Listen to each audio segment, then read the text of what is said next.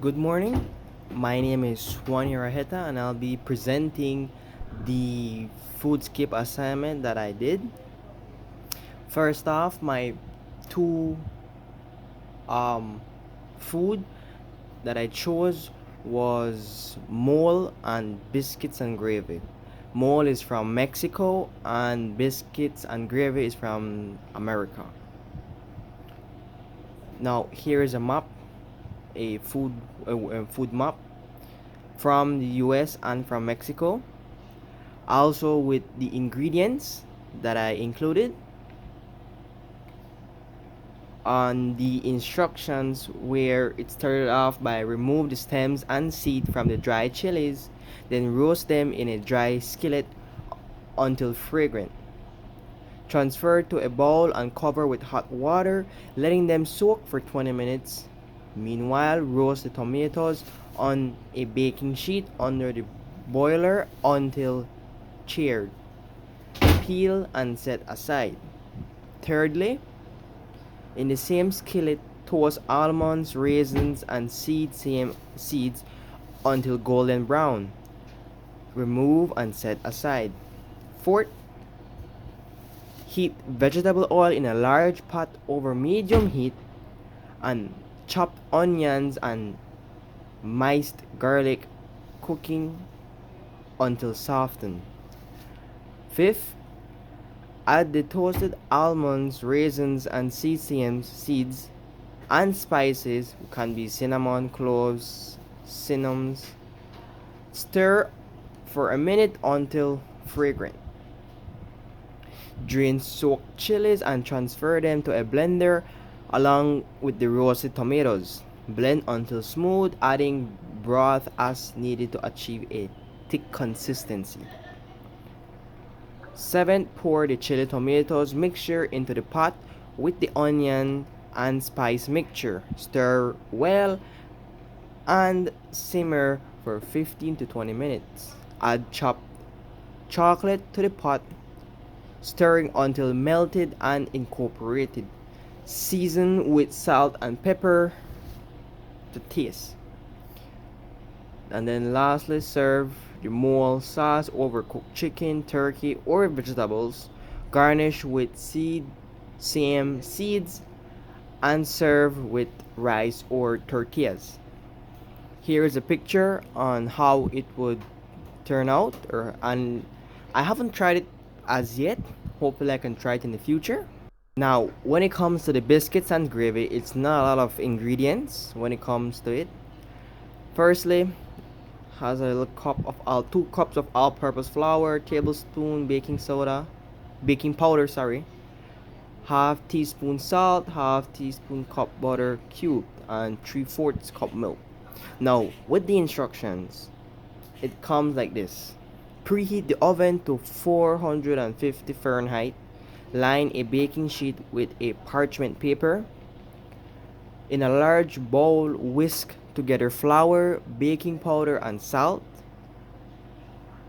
Cut in cold butter using a pastry cutter or fork until the mixture resembles coarse crumbs. Stir in milk until a soft dough forms. And then fifth, turn dough out onto a floured surface and knead gently. Roll out to half-inch thickness. Use a biscuit cutter to cut out biscuits and place them on the prepared baking sheet. And lastly, bake for 10 to 12 minutes or until golden brown. Now, that's for the biscuits, and now when it comes to the gravy part, it's half pound. It depends on how you would want to make it, but on the average, it's half pound pork sausage, 2 tablespoons of all-purpose flour, 2 cups milk, salt and pepper for the taste.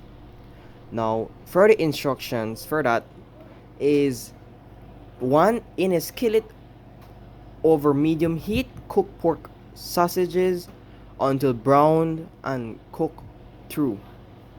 Remove sausage from skillet and set aside. Now, secondly, leave 2 tablespoons of fat in the skillet to discard the rest. Sprinkle flour over the fat in the skillet and whisk until smooth, cooking for about 1 minute. Gradually whisk in milk, stirring constantly until thickened.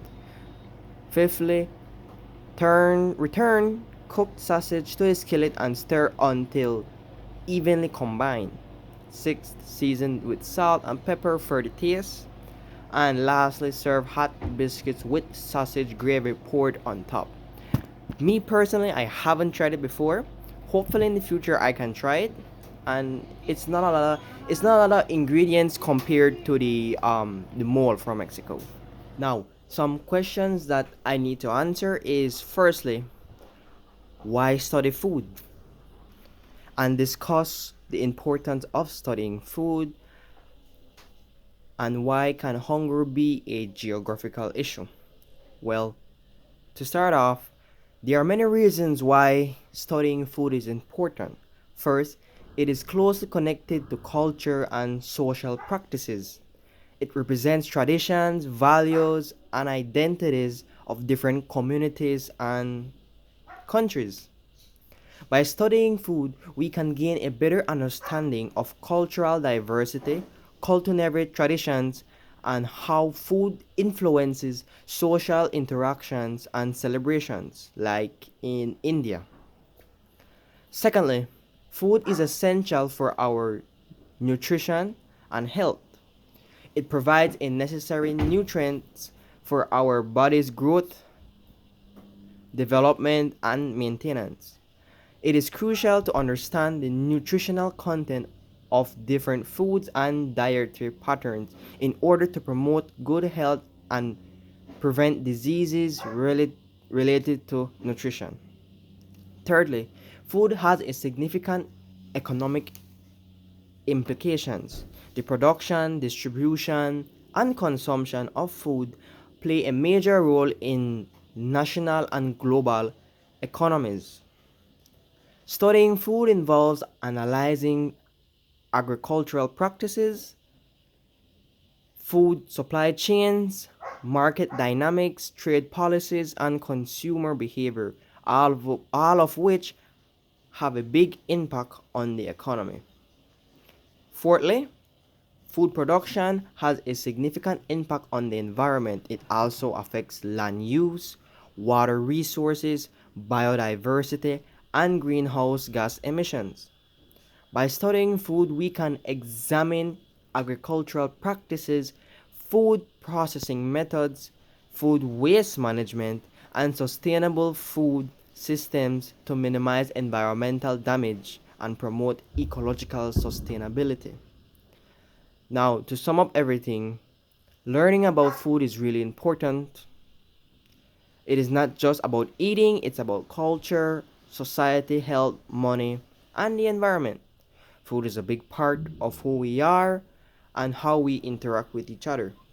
It gives us energy, it helps us grow, plus, it affects our planet and economy. So, studying food is a key to understanding our world better. Geography and climate. Firstly, how does geographically locations and climate affect food? Well, the place where you live and the weather, they have a big impact on the food that is grown, what is available to eat, and what people eat.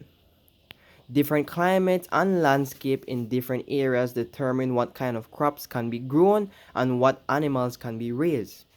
For example, places like with places with mild weather are good for growing grains, while areas with hot weather are perfect for growing fruits like bananas and mangoes, like here in Belize.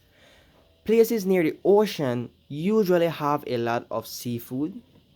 Places far from the coast might focus more on raising animals, and also things like high above sea level is also a place. The type of soil and how close it is to the water all affect how food is grown and what kind of food can be produced. Secondly, food and geography. are closely linked in many ways. The type of food available, cooking styles, and eating habits all are influenced by geographical elements like weather, landforms, and distance to bodies of water.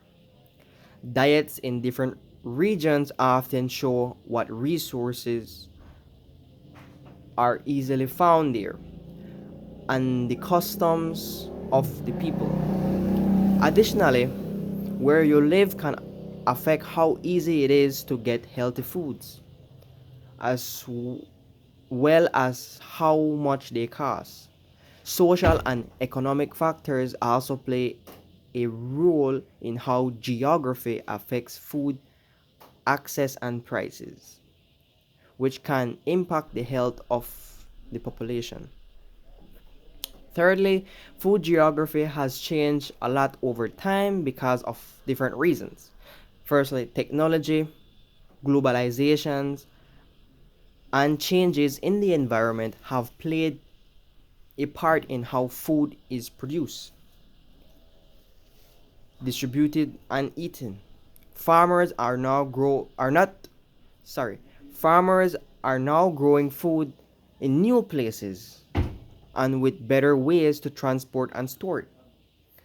We can now enjoy foods from all over the world, but also have to think about how our actions are hurting the environment and causing climate change.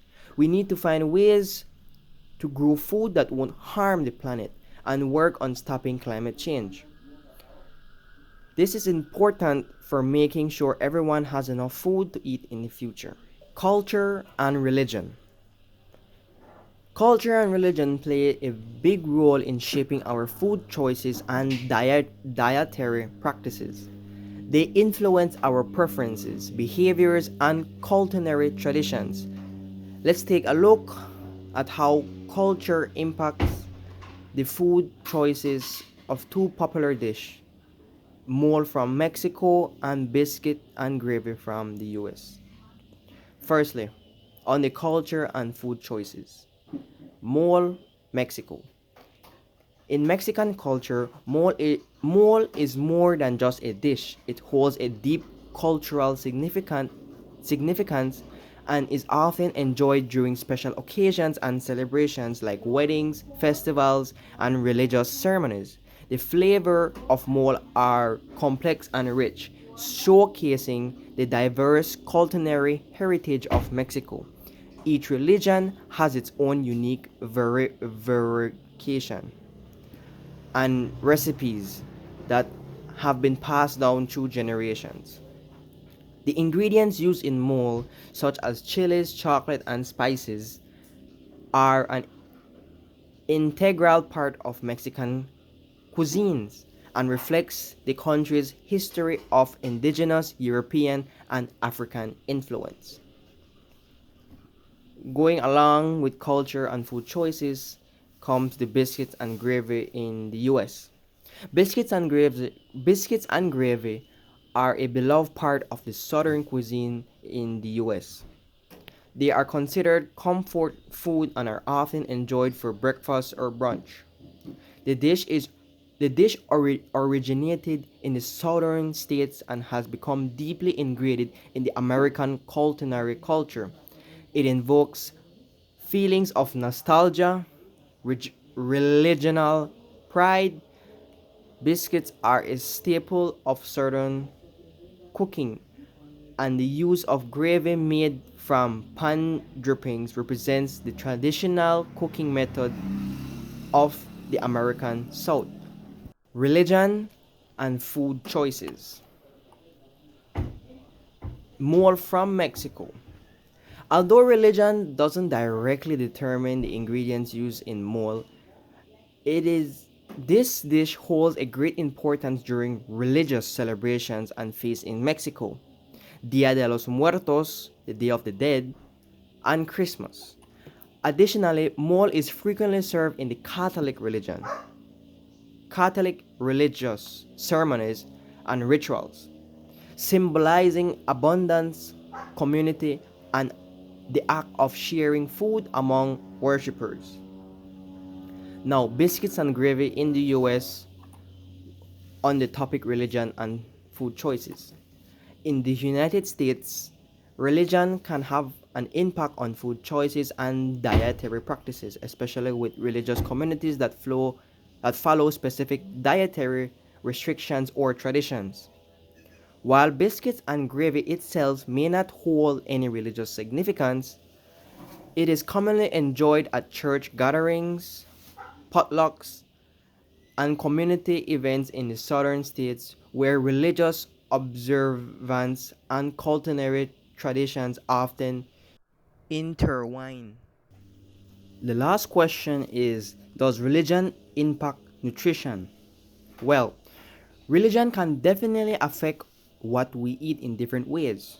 One way is through dietary laws, which are rules about what food are allowed or not allowed to be eaten. For example, in Mexico, there's a dish called mole that is often made with pork. However, some religious groups, like Muslims and Jews, do not eat pork. So, they would have to find a version of mole that does not have pork in it. In the United States, the dish called biscuits and gravy is sometimes made with sausages and dietary products, but people who follow vegetarian or vegan diets, either for ethical or religious reasons, would not eat biscuits and gravy with those ingredients. Another way religion can impact nutrition is through fasting practices. In Mexico, mole is often eaten during religious festivals and celebrations. Dia de los Muertos or Christmas, as I said. Sometimes people fast for abstain from certain foods before these celebrations, and mole is often a delicious dish to break the fast with.